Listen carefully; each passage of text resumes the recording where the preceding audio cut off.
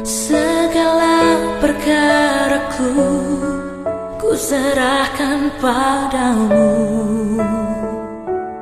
Allah pembelaku. Segala kuatirku ku taruh di kakimu, Allah pemeliharaku.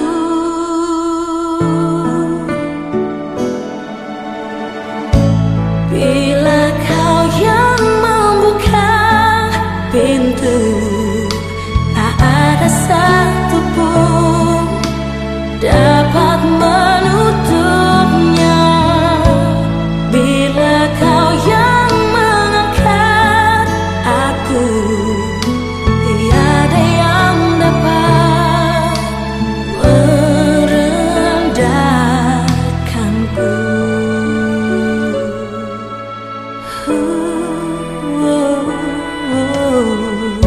Segala perkaraku ku serahkan padamu, Allah pembelaku. Segala kuatirku ku taruh di kakimu, Allah pemeliharaku. Bila kau yang membuka pintu, tak ada satupun dapat menutupnya. Bila kau yang mengangkat aku, tiada yang dapat merendahkanku.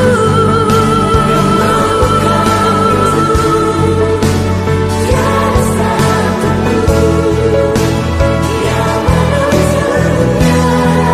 Oh Yesus, ku percaya tiada yang dapat merendahkan.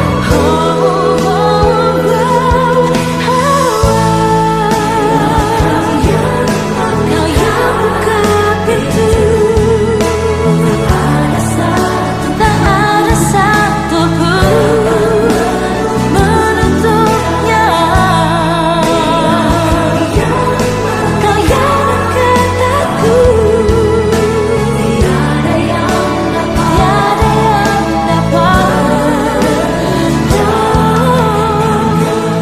Bila kau yang membuka pintu, tak ada satupun dapat menutupnya. Bila kau yang mengangkat aku, tiada yang dapat, tiada yang dapat merendahkanku. Membuka pintu.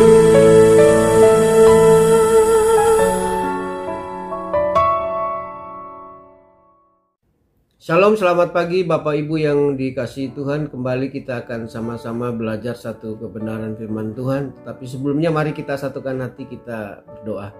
Kembali kami datang kepadamu Bapa di dalam nama Yesus. Kami bersyukur buat kekuatan, kesehatan, anugerah yang terbaik, kasih setia Tuhan yang tidak pernah habis dalam hidup kami.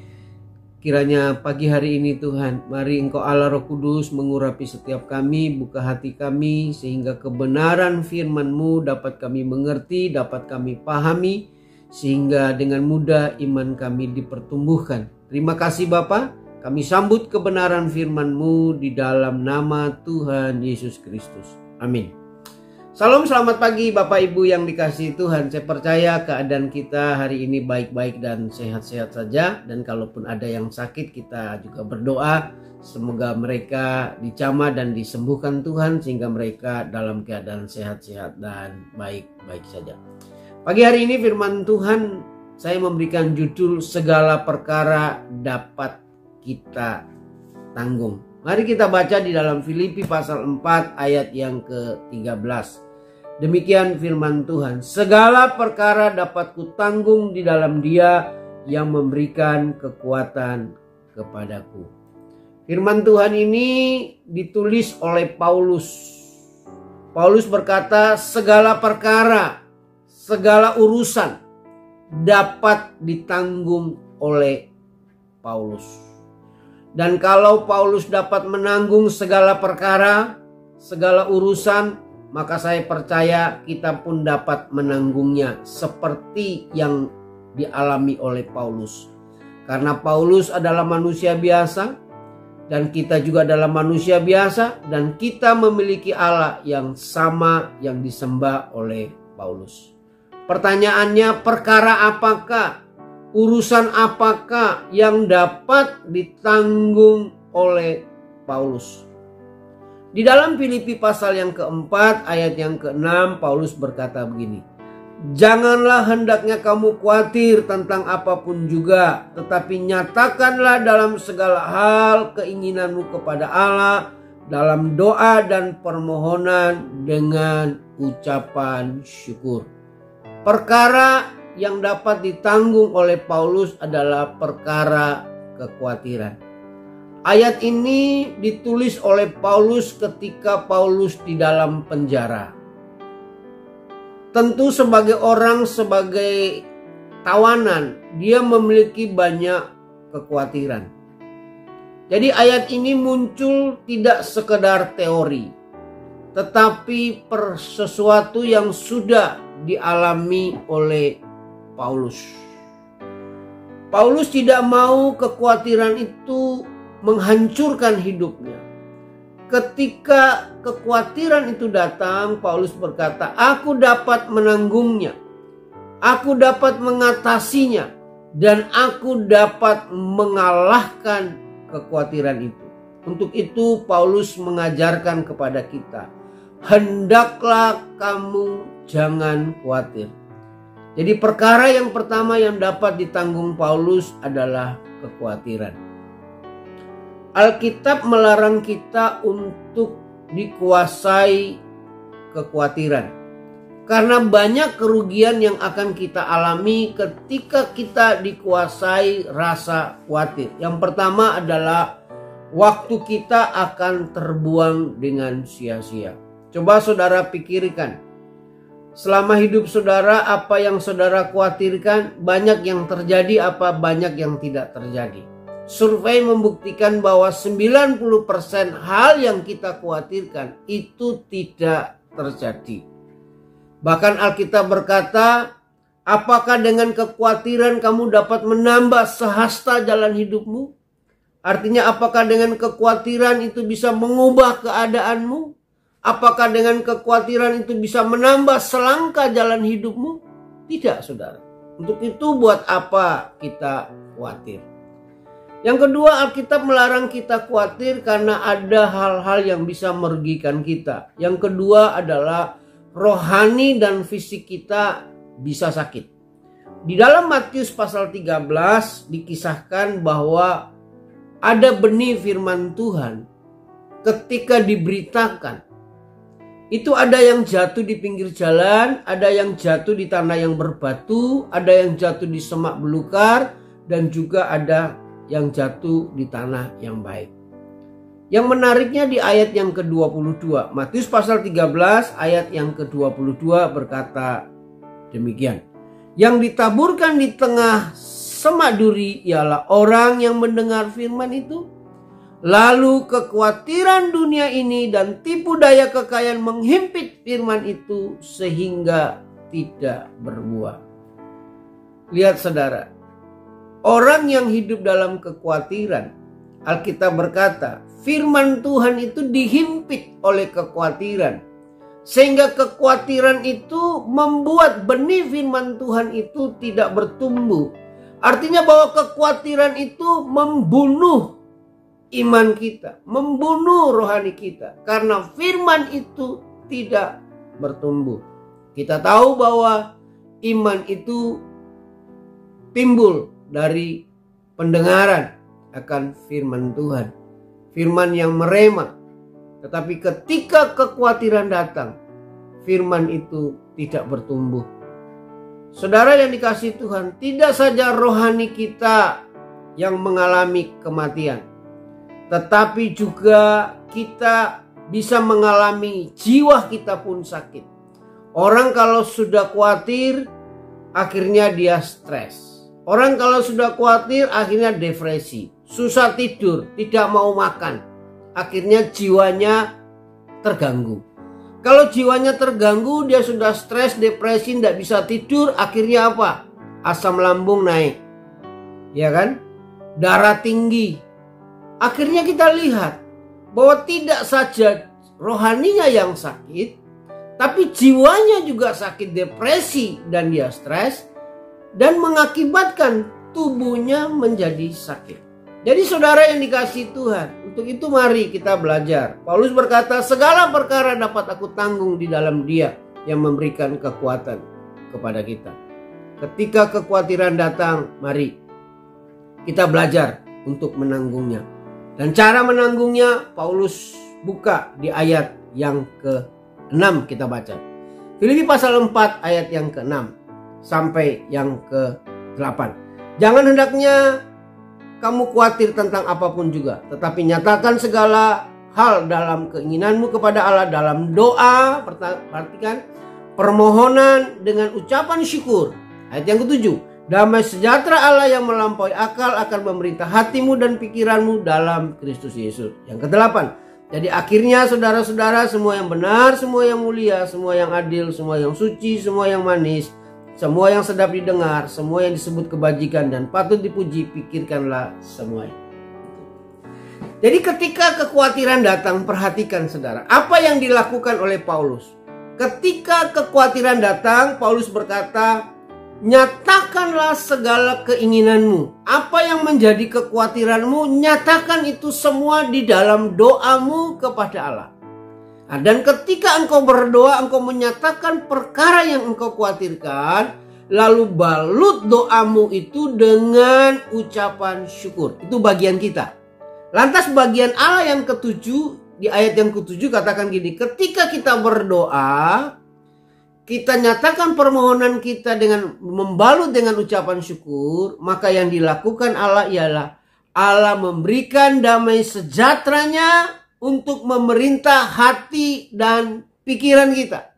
Sehingga kita mengalami pembaharuan di dalam cara kita berpikir. Apa sampai di situ? Tidak. Di ayat yang ke-8, jadi akhirnya saudara-saudara, semua yang benar, semua yang mulia, semua yang adil, semua yang suci, semua yang manis, semua yang sedap didengar, semua yang disebut kebajikan patut dipuji, pikirkanlah semua itu. Jadi saya ulang saudara, ketika saudara khawatir, apa yang saudara khawatirkan, nyatakan itu di dalam keinginanmu kepada Allah di dalam doa. Lantas balut doamu dengan ucapan syukur. Dan ketika itu Allah akan melepaskan damai sejahteranya untuk memerintah hati dan pikiranmu. Dan bagian kita adalah melatih cara kita berpikir dengan cara kita belajar berpikir yang benar, yang mulia, adil, suci, yang manis, dan yang patut didengar. Jadi saudara yang dikasihi Tuhan, kalau hal ini kita lakukan, maka kita akan sama seperti Paulus. Kita akan dapat menanggung segala kekhawatiran. Yang kedua saudara, perkara apakah yang dapat ditanggung oleh Paulus? Yang kedua adalah perkara kekurangan. Di dalam Filipi pasal 4 ayat ke-12 Paulus berkata gini, aku tahu apa itu kekurangan dan aku tahu apa itu kelimpahan. Dalam segala hal dan dalam segala perkara tidak ada sesuatu yang merupakan rahasia bagiku, baik dalam hal kenyang maupun dalam hal kelaparan, baik dalam hal kelimpahan maupun dalam hal kekurangan. Yang kedua adalah perkara yang dapat ditanggung Paulus adalah perkara kekurangan. Paulus pernah dan sering mengalami yang namanya kekurangan. Tetapi Paulus berkata, dalam terjemahan bahasa Indonesia sehari-hari, Paulus mengatakan begini, aku sudah mengenal rahasia mengalahkan dan menghadapi kekurangan. Jadi saudara yang dikasihi Tuhan, ketika kelaparan dan kekurangan datang, Paulus dapat menanggung. Buktinya ketika kelaparan dan kekurangan datang, Paulus tidak meninggalkan Tuhan, tetapi dia tetap setia dan hidup takut akan Tuhan. Bahkan di dalam kekurangan dan kelaparan, Paulus tidak menipu, tidak korupsi, tidak memanipulasi jemaat, tetapi dia tetap bisa menanggung. Saudara yang dikasihi Tuhan, jika hari ini hidup kita dalam kekurangan, mari belajarlah kita menanggungnya. Tetaplah kita beribadah, tetaplah kita melayani Tuhan. Jangan karena kekurangan membuat kita jauh dari Tuhan. Dan yang terpenting adalah ketika kekurangan datang, mari kita belajar untuk hidup mencukupkan diri, untuk hidup berpada. Mari kita makan sedikit-sedikit. Jangan sedikit-sedikit makan. Itu namanya tidak hidup berpada. Yang ketiga, saudara, perkara apakah yang dapat ditanggung Paulus? Di ayat yang ke-12, Paulus berkata, aku tahu apa itu kekurangan dan aku tahu itu apa kelimpahan. Jadi tidak hanya kekurangan yang dapat diatasi oleh Paulus, tetapi Paulus dapat menanggung yang ketiga adalah perkara dalam kelimpahan. Paulus itu tidak hanya hidup dalam kekurangan. Ada saat-saat tertentu Paulus itu limpah. Karena Paulus itu adalah seorang pembisnis. Dia bekerja membuat tenda. Kadang jualannya itu rame. Kadang juga jemaat memberikan bantuan kepadanya. Sehingga dia hidup juga di dalam kelimpahan. Tetapi ketika Paulus hidup dalam kelimpahan, dia tidak foya-foya. Tetapi dia menyimpan kelimpahan itu untuk mempersiapkan diri di masa kekurangan. Jadi saudara yang dikasihi Tuhan, mari saudara kita belajar kebenaran firman Tuhan pagi hari ini. Saya percaya firman Tuhan ini dapat menolong kita untuk mengatasi segala kekhawatiran kita, untuk mengatasi segala kekurangan dan kelimpahan. Mari kita belajar, kita tetap cinta Tuhan, baik di dalam hal kekurangan maupun di dalam hal kelimpahan. Ketika kekhawatiran itu datang, nyatakan semua itu di dalam doa dengan permohonanmu kepada Allah dan balut doamu dengan ucapan syukur. Maka Allah akan memberikan engkau damai sejahtera yang memerintah hati dan pikiranmu. Dan ketika itu mari latihlah cara berpikirmu. Berpikirlah hal-hal yang benar, hal-hal yang mulia, hal-hal yang adil, yang suci, dan yang manis, dan yang sedap didengar. Semuanya itu biarlah kita pikirkan. Dan kalau hal ini kita lakukan, saya percaya kebenaran firman Tuhan ini akan memerdekakan kita, sehingga kita dapat menanggung kekhawatiran, kita dapat menanggung kekurangan, dan juga bahkan kita dapat menanggung kelimpahan. Kiranya kebenaran firman Tuhan ini memberikan pencerahan buat kita pagi hari ini. Terpuji nama Tuhan. Mari kita berdoa. Kami bersyukur kepadamu pagi ini Bapa. Engkau datang dengan kami dengan suatu kebenaran firman-Mu yang memerdekakan kami. Kami percaya segala perkara dapat kami tanggung di dalam Engkau, karena Engkaulah sumber kekuatan kami. Roh Kudus tolong kami, mampukan kami untuk mengatasi kekhawatiran, kelimpahan dan kekurangan, sehingga kami menjadi orang-orang yang tetap setia di dalam Engkau, mulai hari ini sampai selama-lamanya. Hamba berdoa di dalam nama Yesus, berkati umat-Mu, berkati pekerjaan mereka, berkati keuangan mereka, berkati kesehatan mereka, berkati iman mereka Tuhan. Biarlah kiranya Roh Kudus tolong mereka, apa yang mereka kerjakan sepanjang hari ini dan semasa hidup mereka dibuat Tuhan menjadi berhasil dan beruntung. Di dalam nama Yesus, hamba berdoa dan tetap mengucap syukur. Amin.